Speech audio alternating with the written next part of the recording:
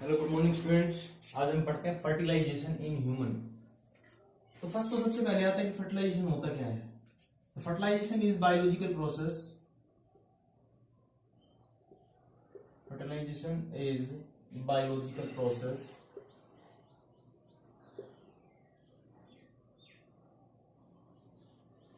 in which fusion of male and female pronuclei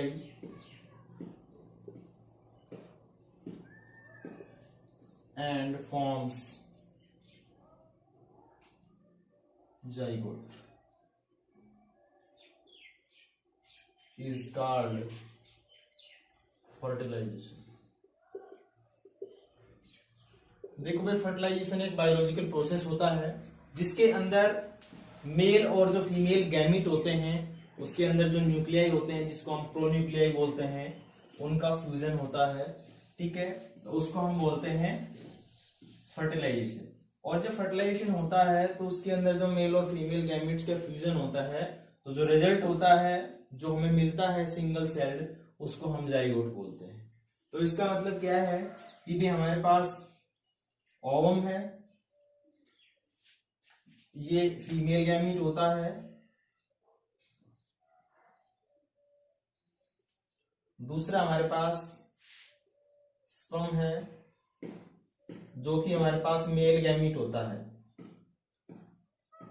अभी इन दोनों के जो प्रोन्यूक्लियाई होते हैं वो फ्यूज करते हैं और हमें एक लास्ट में एक स्ट्रक्चर मिलती है जिसको जाइगोट बोलते हैं। ठीक है, तो ये ओवम जो होता है वो भी हैप्लॉइड होता है, ये भी हैप्लॉइड होता है और ये डिप्लॉइड होता है। इसका मतलब क्या है कि इसके अंदर जो क्रोमोसोम नंबर जो होते हैं, इसका जो प्रोन्यूक्लियाई है उसके अंदर जो क्रोमोसोम नंबर होंगे वो 23 क्रोमोसोम्स होंगे, इसके पास भी 23 होंगे और इसके पास 46 नंबर ऑफ द क्रोमोसोम्स होंगे। अब ये फर्टिलाइजेशन जो होता है ये आपने पढ़ा होगा कि दो टाइप का होता है। एक एक्सटर्नल फर्टिलाइजेशन होता है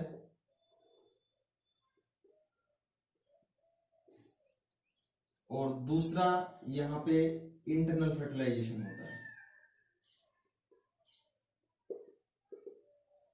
तो टोटल दो टाइप की फर्टिलाइजेशन होते हैं, लेकिन ह्यूमन बींग्स के अंदर इंटरनल टाइप का फर्टिलाइजेशन होता है। एक्सटर्नल फर्टिलाइजेशन वो होता है जिसके अंदर fusion of male and female gametes जो होते हैं वो आउटसाइड द बॉडी होते हैं। मेल एक्वेटिक वगैरह जो होते हैं उन सब के अंदर इस टाइप का होता है, मोस्टली के अंदर एक्वेटिक जो एनिमल्स होते हैं। इंटरनल वो होता है जिसके अंदर जो फर्टिलाइजेशन होता है, फ्यूजन ऑफ गैमीट्स होता है, वो इनसाइड द बॉडी होता है। तो ये ह्यूमन के अंदर इंटरनल टाइप का फर्टिलाइजेशन होता है। अब नेक्स्ट बात आती है कि भाई यहाँ पे जो फर्टिलाइजेशन हो रहा है यहाँ पे वो किस टाइप से स्टेप बाय स्टेप चलता है, उसके बारे में हम थोड़ा सा डिस्कस करेंगे।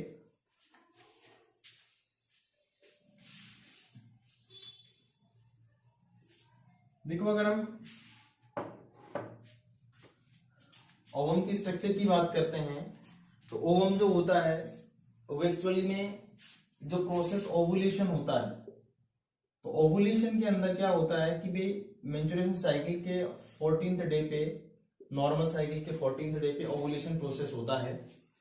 जब फीमेल के अंदर LH और FSH हार्मोन्स जो होता है इन दोनों का लेवल एकदम हाई हो जाता है, तो उस ड्यूरेशंस क्या होता है कि जो सेकेंडरी oocytes होता है, ठीक है, सेकेंडरी oocytes, ठीक है, या फिर जिसको आप एग बोल सकते हो, वो क्या होता है बाहर आता है। किससे? ओवरी से, फैलोपियन ट्यूब के अंदर। अब जो फैलोपियन ट्यूब है उसको हमने बताया था कि उसकी 3 पार्ट होते हैं। ठीक है, इनफंडिबुलम नीचे वाला होता है जो ओवरी से लगभग अटैच होता है, उसके ऊपर जो 2 पार्ट्स होते हैं एम्पुला और इस्थमस। तो एम्पुला और इस्थमस के जंक्शन पे हमेशा फर्टिलाइजेशन होता है इन केस ऑफ ह्यूमन। ठीक है, तो जो सेकेंडरी oocytes है जिसको हम एग बोल रहे हैं यहाँ पे, उसकी स्ट्रक्चर की अगर हम बात करते हैं तो उसकी स्ट्रक्चर इस टाइप में होती है।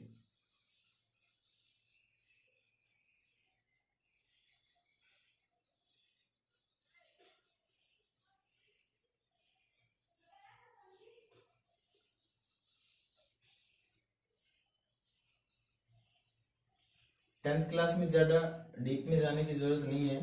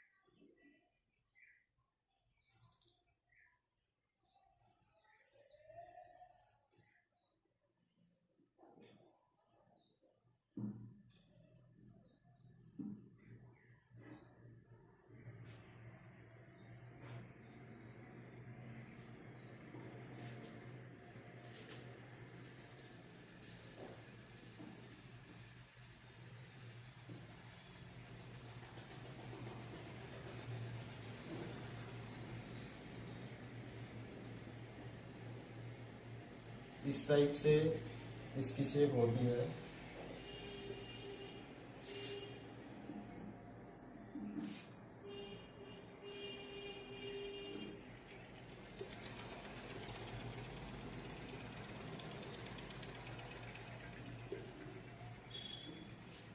तो इसके अंदर जो आउटर मेम्ब्रेन होती है इसको हम बोलते हैं कोरोना रेडिएटा। इसके अंदर की जो होती है उसको बोलते हैं जोना पेलुसिडा।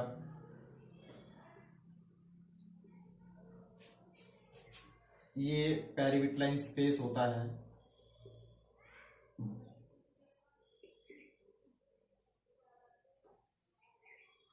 ये विटलाइन मेम्ब्रेन्स होता है।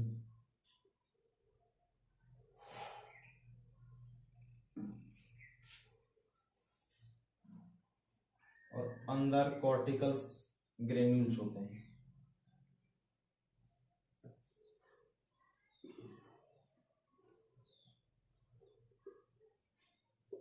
इसका साइटोप्लाज्म होता है।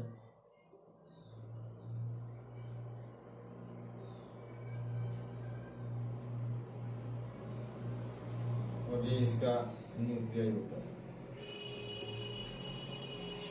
तो ये हमने एग की स्ट्रक्चर बनाई है। तो इसके अंदर सबसे पहले क्या होता है कि ये नॉर्मल स्ट्रक्चर बना रहे हैं हम स्पर्म का।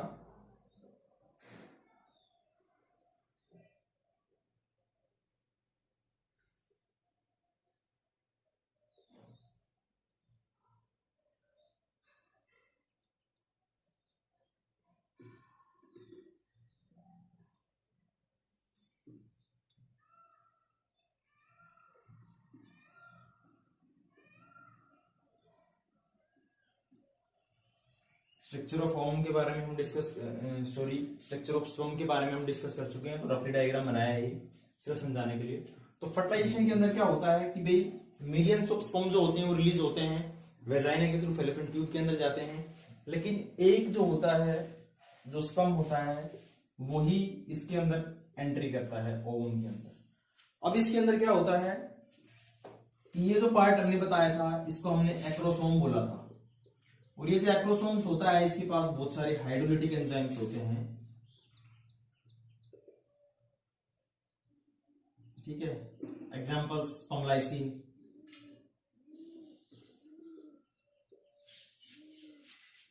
तो बहुत सारे एंजाइम्स होते हैं।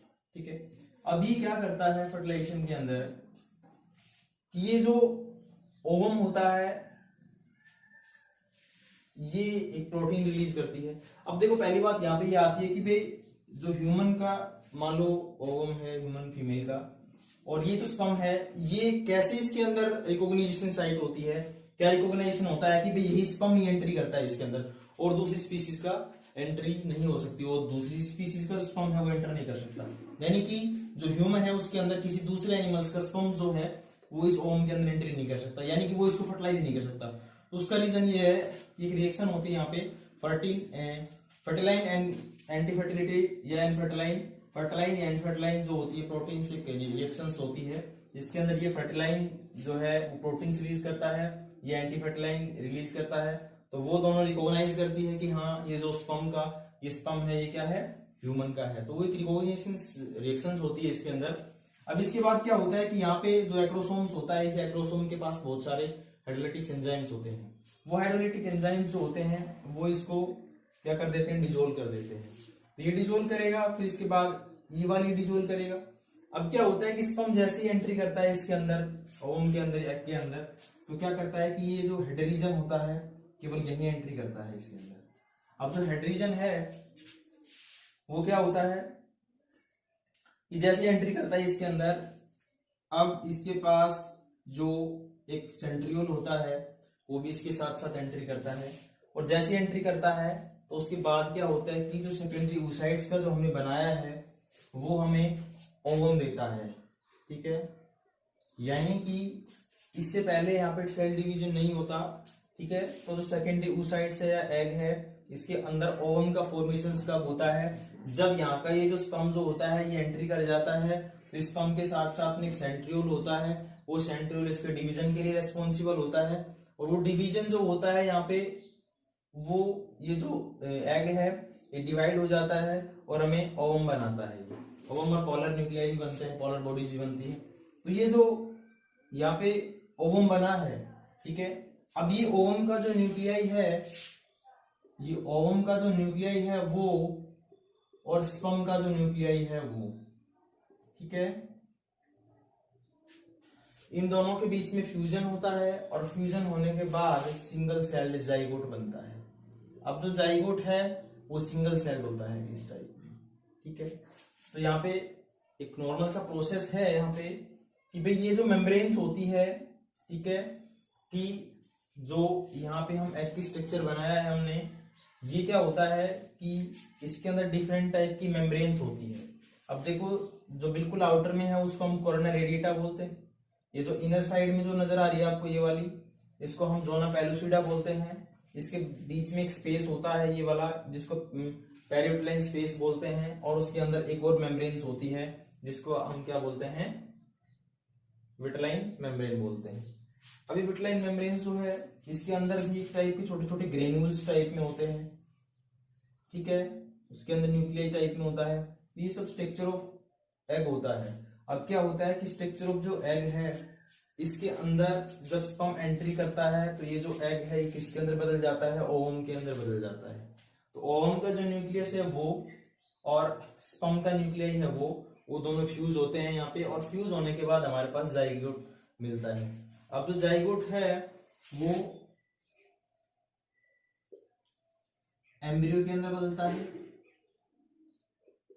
ठीक है, एम्ब्रियो का मतलब क्या है कि भाई जाइगोट सिंगल सेल होता है।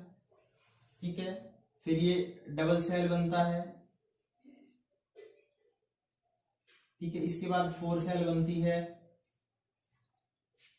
फिर 8 बनती है, फिर 16 बनती है, फिर 32 बनती है, फिर 64 बनती है, और फिर अनलिमिटेड सेल्स बनती जाती है।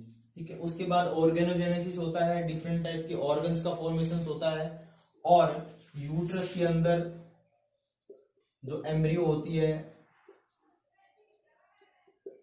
देखो 32 सेल तक तो उसका सेल डिवीजन जो होता है जाइगोट का वो फैलोपियन ट्यूब में होता है।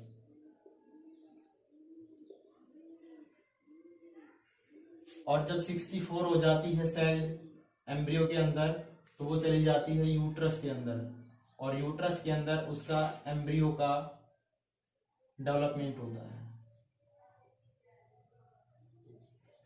ठीक है, एम्ब्रियो का क्या होता है, डेवलपमेंट होता है। तो इस टाइप से क्या होता है कि जो बेबी होता है वो 9 मंथ ± 7 डेज, इतने दिनों के अंदर फुल्ली डेवलप्ड हो जाता है। ठीक है, और जब वो फुल्ली डेवलप्ड हो जाता है बेबी मदर के वोम के अंदर, यूट्रस के अंदर, तो इस ड्यूरेशन क्या होता है कि जब फुल्ली डेवलप हो जाता है तो सिग्नलिंग देता है, और सिग्नल देता है, इसको आप पेन बोलते हो या लेबर पेन बोलते हो। ठीक है, लेबर पेन की फॉर्म में क्या होता है, सिग्नल देता है कि वो अब डिलीवरी होने वाली है। और जब डिलीवरी होती है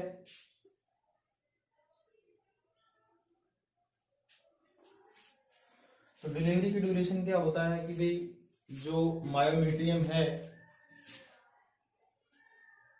वो कॉन्ट्रैक्ट करना शुरू कर देती है, और जो मायोमीट्रियम जब कॉन्ट्रैक्ट करती है तो वो बेबी को पुश करती है नीचे, और बर्थ कैनाल की हेल्प से बर्थ कैनाल में से जो बेबी होता है वो बाहर आता है। तो इस ड्यूरेशंस क्या होता है कि एक प्रोसेस और होता है कि जो मदर होती है उसके अंदर दो टाइप के हॉर्मोन्स होते हैं, ठीक है। एक प्रोलैक्टिन होता है और दूसरा होता है ऑक्सीटोसिन। ये दो टाइप के जो हॉर्मोन्स होते हैं इनका काम क्या होता है कि ये तो मिल्क की प्रोडक्शन के अंदर हेल्प करता है, क्योंकि जो बेबी आया है, देखो जो बेबी होता है ना वो उसके अंदर जो इम्यूनिटी सिस्टम होता है वो ज्यादा स्ट्रोंग नहीं होता, क्योंकि पहले तो क्या था कि मदर के अंदर था, ठीक है, और मदर के अंदर वो प्लेसेंटा से जुड़ा हुआ था। प्लेसेंटा एक स्ट्रक्चर होती है, ठीक है, प्लेसेंटा। तो वो जो प्लेसेंटा होती है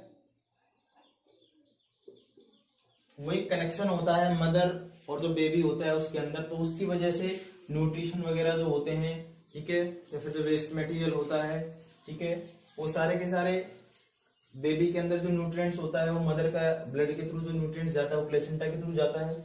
ऑक्सीजन या फिर कार्बन डाइऑक्साइड जो है उनका एक्सचेंज जो होता है वो भी इस प्लेसेंटा के थ्रू होता है, ठीक है। तो वो एक प्लेसेंटा जो होता है वो कनेक्शन प्रोवाइड करता है मदर के बीच में और जो बेबी होता है उसके बीच में।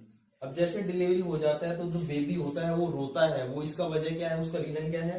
डिलीवरी होने के बाद जो बेबी होता है वो बिफोर द डिलीवरी एक एम्नियोटिक एनवायरनमेंट के अंदर रहता है, और बाद में बाहर आने के बाद एनवायरनमेंट चेंज हो गया उसका, तो इस वजह से वो उसको थोड़ा सा अलग सा सेंसिटिव होता है, तो रोता है वो, तो ठीक है। तो रोना एक अच्छी बात है आफ्टर द डिलीवरी, क्योंकि उसके बाद क्या होता है कि उसकी बॉडी के अंदर हमें ये पता चलता है कि उसकी बॉडी के अंदर सेंसेशन है, ठीक है। तो ये जो ओवरऑल था, तो लास्ट टाइम हम बात कर रहे थे इन दो हॉर्मोन्स की। अब ये तो डिलीवरी की ड्यूरेशन मदर के अंदर क्या होता है, उससे पहले ही development of the memory glands शुरू हो जाता है।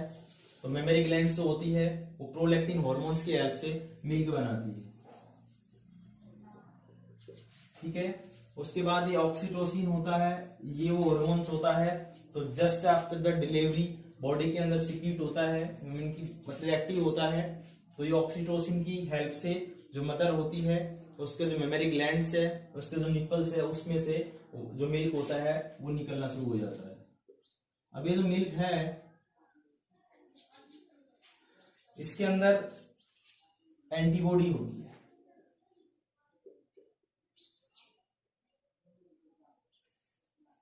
अब ये जो एंटीबॉडी होती है ये क्या करती है कि ऐसे बोला जाता है कि डिलीवरी के बाद 2 या 3 डेज तक जो मदर होती है उसका मिल्क जो होता है वो फीडिंग जो होती है वो जरूरी होती है बेबी को कराना।